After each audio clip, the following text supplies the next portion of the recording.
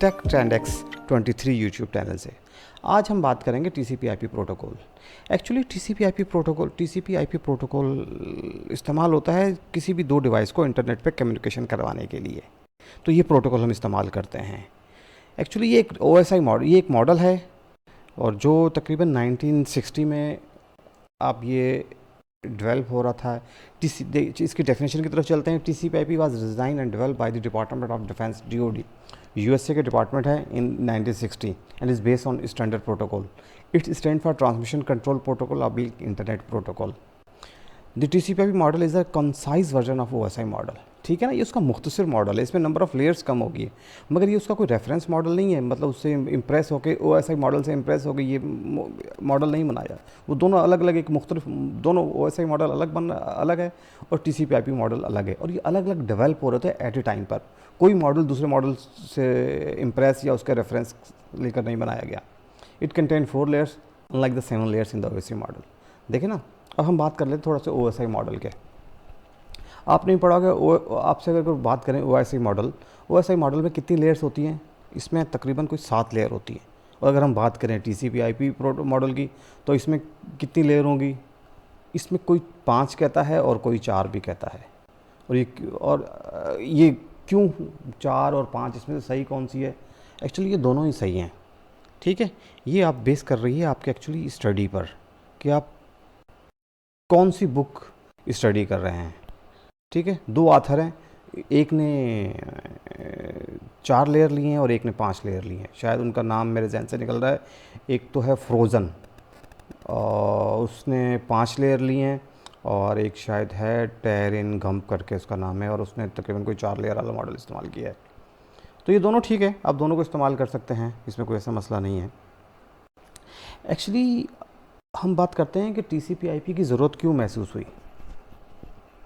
ठीक है, पहले क्या होता था कि कोई भी जो डिवाइस आपस में जो कम्युनिकेट करती थी, अगर 2 मुख्तलिफ वेंडर की डिवाइस हैं तो वो आपस में उनकी कम्युनिकेशन नहीं होती थी।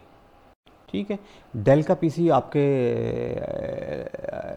IBM के PC से कम्युनिकेशन वो नहीं कर सकता था। अगर हम इसकी मिसाल ऐसे आप समझना चाहें तो इस मिसाल से भी समझ जाते हैं। इवन के कंट्री टू कंट्री भी, USA टू यूरोप भी कम्युनिकेशन नहीं होती थी। तो फिर कोई ऐसा मैकेनिज़्म होना चाहिए कि ये सब चीज़ें, उस कोई भी चीज़, कोई ऐसा मैकेनिज़्म होना चाहिए जो उसको फॉलो करें तो ये आप इसमें सब चीज़ें कम्युनिकेट कर सकें। तो इसके लिए फिर TCP/IP प्रोटोकॉल इस्तेमाल हुआ है। तो TCP/IP प्रोटोकॉल की मदद से ये सब चीज़ें मुमकिन हुई हैं। तो अब सर हम थोड़ी बात कर लें OSI मॉडल की। एक्चुअली OSI मॉडल की जब हम बात करते हैं तो OSI जो मॉडल है वो एक डॉक्यूमेंटेड मॉडल है। इसकी पूरी डॉक्यूमेंटेशन है, हर लेयर की पूरी आपको फंक्शनलिटी कैसे काम करती है, ये चीज़ आप सब इस मॉडल में आपको मिल जाएगी, OSI मॉडल में। और ये एक रेफरेंस मॉडल है। लेकिन अगर आप कंप्यूटर नेटवर्क के स्टूडेंट हैं और आपको नेटवर्क स्टडी करना है तो आप OSI मॉडल को स्टडी करें। ये बिल्कुल कंप्लीट और बिल्कुल एक रेफरेंस मॉडल है नेटवर्क को समझने के लिए। और ऑन द अदर हैंड आपका जो TCP/IP का मॉडल है, एक्चुअली ये प्रैक्टिकल बेस्ड मॉडल है जो USA में बन रहा था। ठीक है, ये दोनों मॉडल एक साथ ही डेवलप हो रहे थे। ठीक है, एक तरफ OSI मॉडल डेवलप हो रहा था और एक तरफ आपका ये TCP/IP का मॉडल डेवलप हो रहा था। एक्चुअली ये तब की कहानी है जब शायद रशिया और USA की कोई वार थी। तो USA वाले जल्दी चाह रहे थे कि ये मॉडल डेवलप हो और कोई हमारे पास ऐसा नेटवर्क हो जो डिसेंट्रलाइज हो, और इसमें कहीं हर PC या हर किसी भी PC के दरमियान आप इसमें इसकी कम्युनिकेशन हो सके। तो उसके लिए एक्चुअली ये बिल्कुल कोई बगैर डॉक्यूमेंट के, बगैर किसी के, सिर्फ प्रैक्टिकल बेस पे ये बनाया गया है। तो इसीलिए कोई इसको 5 लेयर पे ले बात कर रहा है, कोई इसकी 4 लेयर पे बात करता है। तो लेयर दोनों, ये एक्चुअली हमने ऑब्जर्व किया है, इसका कोई डॉक्यूमेंट मौजूद नहीं है कि ये 5 लेयर का, ये 6 लेयर का, कोई प्रॉपर डॉक्यूमेंटेशन इसकी नहीं है। एक्चुअली ये बाद में जब बनने के बाद लोगों ने इसको पढ़ा, देखा, तो फिर महसूस किया हाँ ये इसकी लेयर कोई 4 हो सकती है या 3 और 5 हो सकती हैं। तो ये इसकी ब्रीफ सी कोई हिस्ट्री थी। तो हम चलते हैं अब अपनी सेकंड स्लाइड की तरफ। अच्छा, TCP/IP, what does TCP/IP do? Actually आपको पता होना चाहिए TCP जो TCP प्रोटोकॉल है ये बिल्कुल सिक्योर प्रोटोकॉल है। ठीक है ना। The main work of TC is to transfer the data from one computer to other device to another. The main condition this process is to make data reliable and accurate. ठीक है ना, क्योंकि इसमें जब आप टीसीपी के through कोई भी डेटा ट्रांसफ़र करते हैं तो जितना भी आप अगर पैकेट्स 5 पैकेट भेजें, ठीक है ना, अगर 5 पैकेट आपके रिसीवर को रिसीव हुए तो फिर आपको हर उसकी एक पैकेट की या उसके पूरे डेटा की आपको एक्नॉलेज देगा, भाई मेरे पास ये पैकेट रिसीव हुआ, मुझे ये रिसीव हो चुका है। अगर कोई पैकेट उसको रिसीव नहीं होता है तो वो फिर आप उसको एरर, मतलब उसकी आपको एक्नॉलेजमेंट देता है कि मुझे 3 नंबर का पैकेट रिसीव नहीं हुआ, आप इस पैकेट को दोबारा भेजें। तो ये बड़ा सिक्योर वो है, एक प्रोटोकॉल है TCP/IP। और so that the sender will receive the same information which is sent by the receiver. To ensure that each message reach its final destination accurately, the TCP/IP model divide its data into packets. ठीक है ना, जो भी मैं बात करता है, and combine them at the other end, which help the maintaining the accuracy of the data while transferring from one end to another. और ये कैसे पॉसिबल होता है, क्योंकि देखो TCP/IP जो है ना, TCP/IP सपोर्ट करती है ट्रांसपोर्ट लेयर की, और IP सपोर्ट करता है कोई आपके नेटवर्क लेयर को। ठीक है ना। अब हम चलते हैं अपने मॉडल की तरफ। ये हमारा OSI मॉडल है, ठीक है ना। अब ये पहली 1 2 3 लेयर को कंबाइन किया और आपके ये जो फ्रोज़न का मॉडल है 5 लेयर्स का, उसने उसको एक एप्लीकेशन लेयर बना दी। ट्रांसपोर्ट लेयर ट्रांसपोर्ट पे, network layer network, data link layer पे, फिजिकल लेयर फिजिकल पे। ठीक है। और ये जो मॉडल है जिसमें 4 लेयर हैं, एप्लीकेशन लेयर तो ठीक है, इन तीनों को कंबाइन होकर आपकी एप्लीकेशन लेयर बन गई। Transport layer host to host या ट्रांसपोर्ट लेयर, आप होस्ट टू होस्ट भी कह सकते हैं, ट्रांसपोर्ट भी कह सकते हैं। और नेटवर्क लेयर तो नेटवर्क लेयर होगी इंटरनेट लेयर। और आपकी डेटा लिंक, जहाँ पे डेटा आपका डेटा लिंक और फिजिकल नेटवर्क एक्सेस लेयर, इसका नाम हो गया। ठीक है ना। अच्छा, OSI मॉडल को थोड़ा सा हम समझते हैं एक स्लाइड की मदद से। अब ये देखें, एक्चुअली ये जो उन्होंने 3 लेयर दी हैं आपके, ये एप्लीकेशन, प्रेजेंटेशन और सेशन लेयर, ये जो उन्होंने कंबाइन करके एक आपकी जो एक लेयर बना दी है एप्लीकेशन लेयर, बेसिकली ये एक्चुअली डेटा ही होता है। ठीक है ना। ये डेटा होता है जो इन लेयर से पड़ा होता है, इंफॉर्मेशन होती है आपकी जो in the form of data आपके इस लेयर पर पड़ी होती है, इन तीनों लेयर पर। ठीक है ना। आपकी कोई भी information in the form of data आपके इन 3 लेयर से पड़ी होती है। अच्छा, ट्रांसपोर्ट लेयर पे क्या होता है कि इस आपके डेटा को ट्रांसपोर्ट लेयर सेगमेंट्स में डिवाइड करती है। ठीक है। और आपकी नेटवर्क लेयर क्या करती है, इसको पैकेट में डिवाइड करती है। ठीक है। पैकेट्स के आगे आपका डेटा लिंक लेयर क्या करता है, फ्रेम्स से इसको कन्वर्ट करता है, सॉरी डिवाइड नहीं, कन्वर्ट करता है। ट्रांसपोर्ट लेयर क्या करती है, आपके डेटे को सेगमेंट में कन्वर्ट करती है। नेटवर्क लेयर आपके सेगमेंट्स को पैकेट में कन्वर्ट करती है, और डेटा लिंक लेयर इस पैकेट्स को आपके फ्रेम में कन्वर्ट करती है। और फिजिकल लेयर पे ये बिट और ये 0101 फॉर्म के आ जाता है। और फिर जो फिजिकल लेयर का काम होता है कि वो देखता है कि वो डेटा को ट्रांसफ़र कैसे करना है। अगर आपके पास कोएक्सियल केबल है तो वो एनालॉग की सूरत में, एनालॉग की मतलब उसमें हाई वोल्टेज लो वोल्टेज के जो सिग्नल्स होते हैं उसकी थ्रू तो ट्रांसफ़र होता है। और अगर आपके पास फाइबर है तो वो फिर वो होती है, उसमें पल्स होती है, फाइबर में पल्स होती है, पल्स की शक्ल में, हाई पल्स और लो पल्स इसकी शक्ल में आपका पूरा ये जो होता है ना, तो ये ट्रांसफ़र होता है। अपनी नेक्स्ट स्लाइड की तरफ। एक्चुअली जब हम बात करते हैं TCP/IP प्रोटोकॉल की, तो 3 मेन रीज़न हैं जिसके लिए TCP/IP को प्रोटोकॉल को बनाया गया। ठीक है ना, कि ये इस तरह 3 मेन रीज़न है जिसके लिए आप TCP/IP प्रोटोकॉल को, ये जो 3 मेन प्रॉब्लम थे आप इसको, ये 3 प्रॉब्लम है, इसको हल करने के लिए आपको TCP/IP का प्रोटोकॉल बनाना पड़ा। How data format. ठीक है। अब देखें, अब पहले तो क्या था, 2 मुख्तलिफ PCs के दरमियान कम्युनिकेशन नहीं होती थी, मगर TCP/IP प्रोटोकॉल बनाने का मेन रीज़न, 3 रीज़न थे जिसके लिए TCP/IP प्रोटोकॉल को बनाया गया। हाउ डेटा फॉर्मेटेड, ठीक है ना, how data is transmitter on network and data is formatted, कि डेटा आपके नेटवर्क पे कैसे ट्रांसमिट होगा और ये किस फॉर्म में ट्रांसमिट होगा कि अगला आपका रिसीवर इसको अंडरस्टैंड डिफॉर्मेट भी कर सके। ठीक है ना, डिकोड भी कर सके। तो एक तो ये था कि कोई ऐसा प्रोटोकॉल होना चाहिए कि जो भी डेटा जिस भी आपके पास क्लाइंट के पास आपके जाए तो वो उसको समझ सके कि किस फॉर्म में आया है, उसको इनकोड भी कर सके। और दूसरा है एंड नोड वेरिफिकेशन।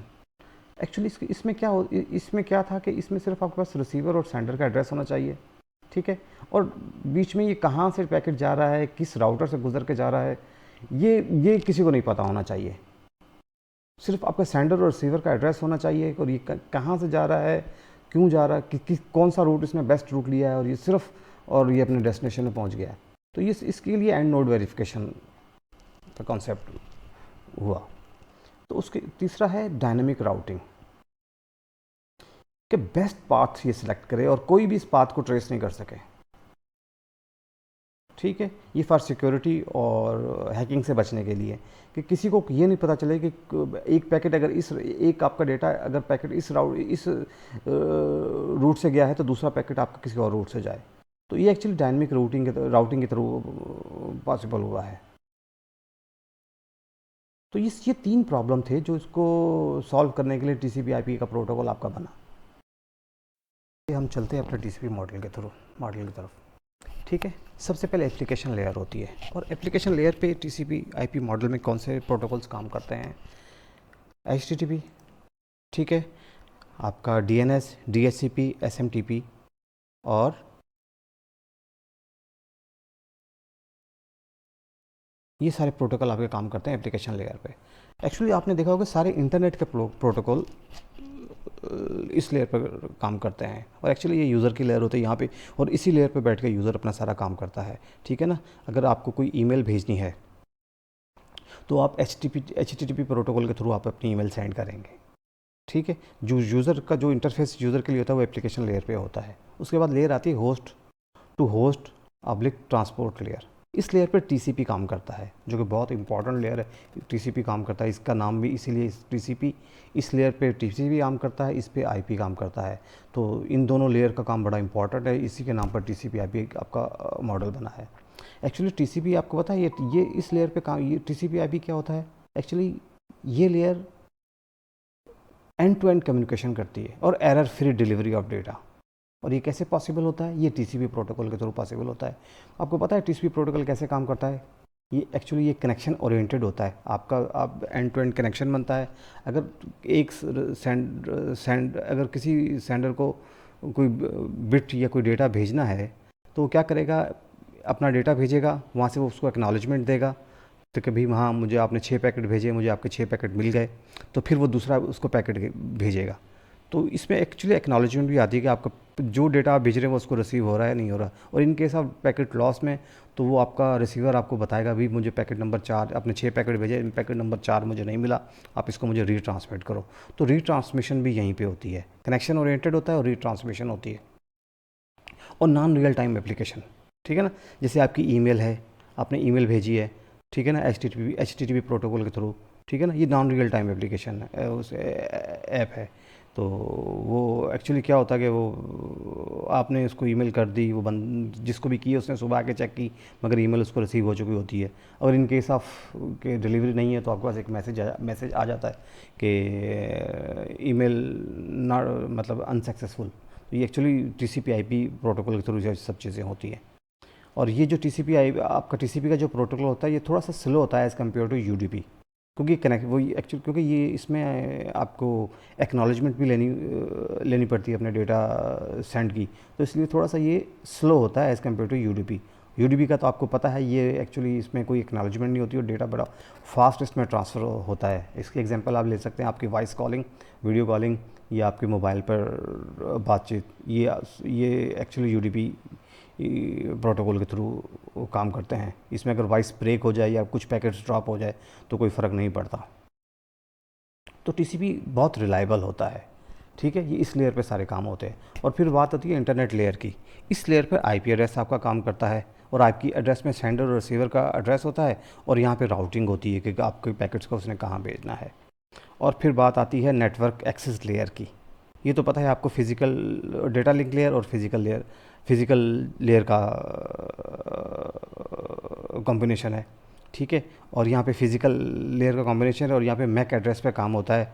और मैक एड्रेस पे काम होता है, आपका जो डेटा होता है वो फ्रेम्स में कन्वर्ट होता है, और फ्रेम्स आपके कन्वर्ट हो जाते हैं उसमें बिट में, और ये आपका डेटा ट्रांसमिट हो जाता है जो भी आपके पास फिज़िकल लेयर पे हमने जो बात की थी उस पे कि कोएक्सियल केबल है या आपके पास फाइबर ऑप्टिक है जो भी है, तो उसके थ्रू आपका डेटा ट्रांसमिट हो जाता है।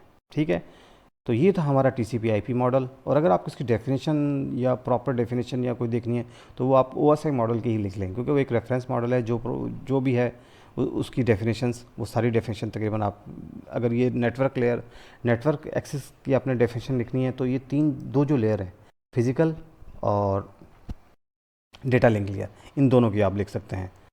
ठीक है, और ऐसे ही अगर आपने इन तीन की फंक्शनलिटी लेनी है तो आप इस लेयर पे वो आप इसकी डेफिनेशन वगैरह लिख सकते हैं। ठीक है, तो ये था आज का हमारा पूरा टॉपिक TCP IP मॉडल का। तो होप है कि आपको मेरा लेक्चर पसंद आया होगा। प्लीज़ मेरे चैनल को सब्सक्राइब करें। ओके, अल्लाह हाफिज़।